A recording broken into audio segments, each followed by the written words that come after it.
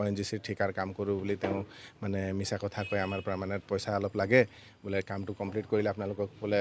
টকাখিনি ঘূৰাই দিয়াৰ লগতে মই বহুত পইচা পাম গতিকে আপোনালোককো দুখীয়া মানুহ হয় কিবা এটা সহায় কৰিম তেনেকুৱা ধৰণৰ কথা কৈ বহুত টকা পইচা তেওঁ মানে মানুহৰ পৰা আত্মসাৎ কৰিছিলে আৰু সময়ত তেওঁক যেতিয়া পইচাটো বিচাৰিবলৈ যোৱা হ'ল তেওঁ মানে বিভিন্ন ধৰণৰ মিছা কথা কৈ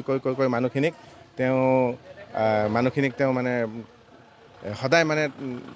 দিন নিয়াই থাকে দিন পাৰ কৰি থাকে এনেকুৱা কৰি বহুত দিন হ'ল বহুত মানুহে তেনেকৈ পইচা দি তেওঁলোকে ফচি গ'ল আৰু শেষত তেওঁ মানে মানুহজনে আত্মগোপন কৰিলে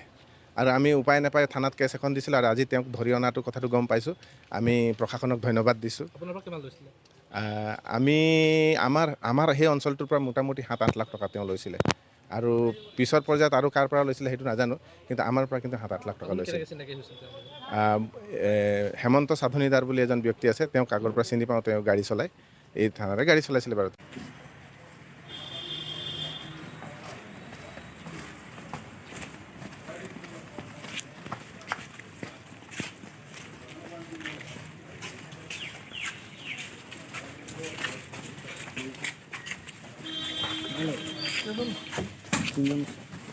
আপুনি আগত যাওক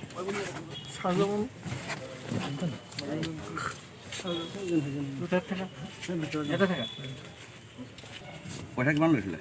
নাই মই পইচা নালোঁ এতিয়া আপোনাৰ ওপৰত কেছখন দিছে এতিয়া হেমন্ত সাধনীয়ে জানিব হেমন্ত সাধনীয়ে কি কৰিছে কেনে কি 17 লাখ টকা লোৱা বুলি কৈছে নাই মিছা এইটো ভুৱা ভুৱা আপুনি লিখিত দিছে মই লিখিত এতিয়া হেমন্ত সাধনীয়ে